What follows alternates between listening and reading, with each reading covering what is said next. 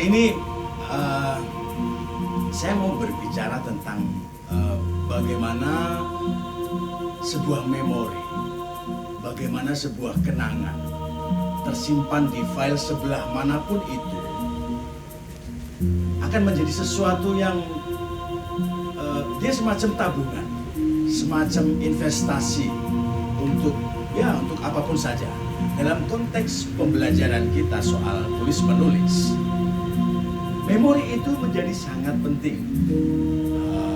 Tentu saja kita tidak bisa menuliskan sesuatu tanpa kita dudah atau kita memecah celengan memori kita, atau kita istilahnya membuka kembali file-file tentang sesuatu yang terjadi pada diri kita pada masa lampau. Tentu saja banyak hal yang tersimpan dalam memori. Ada cerita yang pilu, ada cerita yang gembira, ada cerita banyak hal, apapun saja. Dari situ Anda atau kita bisa memungut satu-satu. Jangan terlalu diumbar, karena sesuatu kalau diumbar itu akan menjadi segala hal berlebihan itu tidak baik. Kali ini ada satu memori tentang sebuah lorong. Bagaimana seseorang, saya tidak akan berpanjang-panjang kata. Di depan saya sudah ada sebuah puisi. Judulnya adalah Lorong Cinta. Lorong kecil itu sekian tahun lalu. Entah jimat apa yang kubawa, selalu terbit keberanian menghantarkanku melangkah tanpa ragu secuil jua. Tak ada simpanan kata-kata, tak kubawa setangkai pun kembang merona. Terjadi begitu saja, seolah-olah ada magnet merapatkanku ke sana, seperti ada bejana membeningkanku di telaga, serupa taman menaburkanku bunga-bunga. Oh lala. Jika segala hal harus berdefinisi, mohon maaf, itu tidak berlaku di sini. Aku tidak sedang menggurui, hanya bertutur karena itu yang terjadi. Lorong kecil itu sekian tahun lalu. Entah referensi kisah siapa berlaku. Apakah Juliet Romeo sang peragu atau Laila Majnun si pengharu biru? Tak ada yang tahu. Tak pernah ada yang tahu. Orang menyebut beda budaya, beda pula cara bertutur. Beda pada bahasa, beda juga cara menabur. Di sini dikata indah, di sana dibilang tidak indah.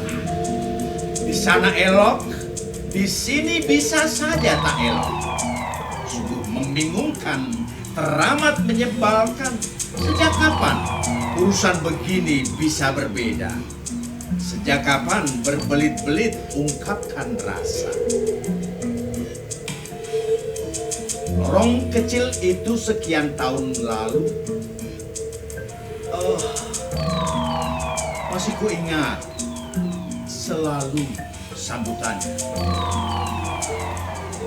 Uluk salam bersahut bersahajaan, senyum ramah mengembang berbinaran. Jika bumi berhenti berputar saat itu usai sudah, kelegaan hidup berpadu. Bukan taman Taj Mahal asri, tapi elok berkilau berseri. Bukan juga Firdaus di sana, tapi indah serupa surga. Itu itu cinta yang berkisah, lagu asmara yang megah, senandungnya merdu, nadanya menggelitik kalbu, syair-syairnya amboi.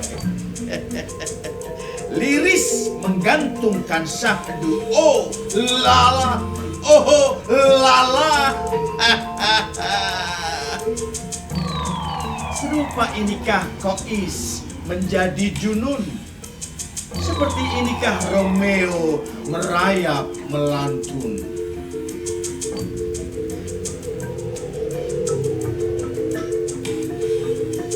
Lorong kecil itu sekian tahun lalu, bahkan tak pernah ada kesepakatan, dibangun dengan batu bata kebersahajaan, dilekat satu-satu semen ketulusan, sering tak bersahut jawab dari tanya-tanya, teramat sering diam daripada bertabur kata-kata, tapi syahdu, tapi seru.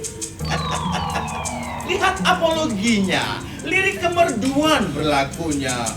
Sebut 1001 balada, berjuta paragraf dan alinea atau bertak terhingga jalinan kata-kata. Pasti tak akan pernah sama. Karena begitu ada yang menyerupai, selalu di akhirnya berbelok, memberbedai. Lorong kecil itu sekian tahun lalu tidak pernah terungkap apapun, meski itu mengungkap apapun. Tidak pernah terucap apapun, meski itu mengucap apapun.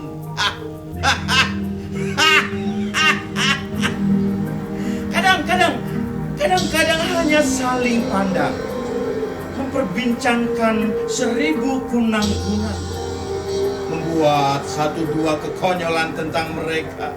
Misal, satu saja dari ribuan itu. Adakah mereka kembar seluruhnya?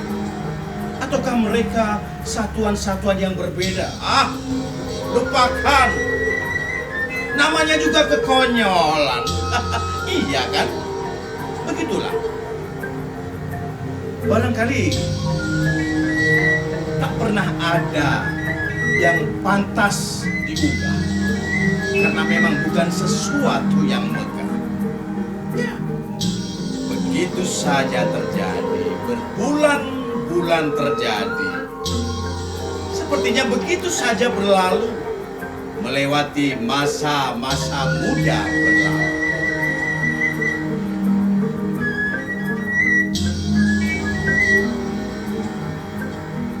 Lorong kecil itu sekian tahun lalu, untuk keberanian, ternyata bukan jimat yang kubawa.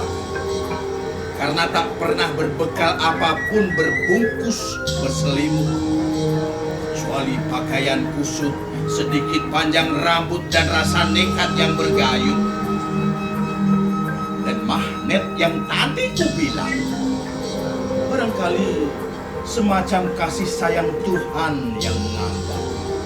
Di antara bumi dan langit terbentang, di antara pijak kaki dan harapan yang terbang-terbang. Jujur saja, itu semua tentang rahmatnya.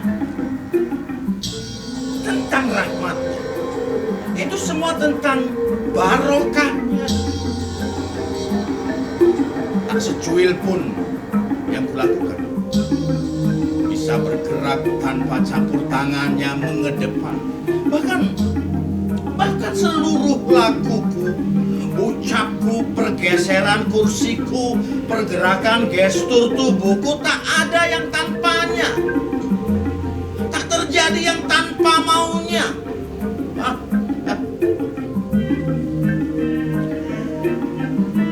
Orang kecil itu sekian tahun lalu, aku banyak belajar tentang belajar banyak.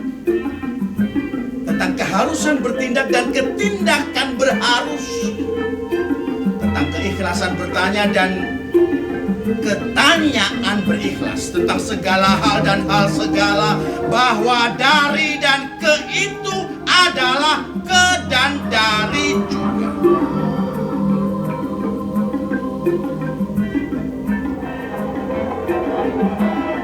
Melingkar, membulat semata, semata membulat melingkar, Tuhan semata.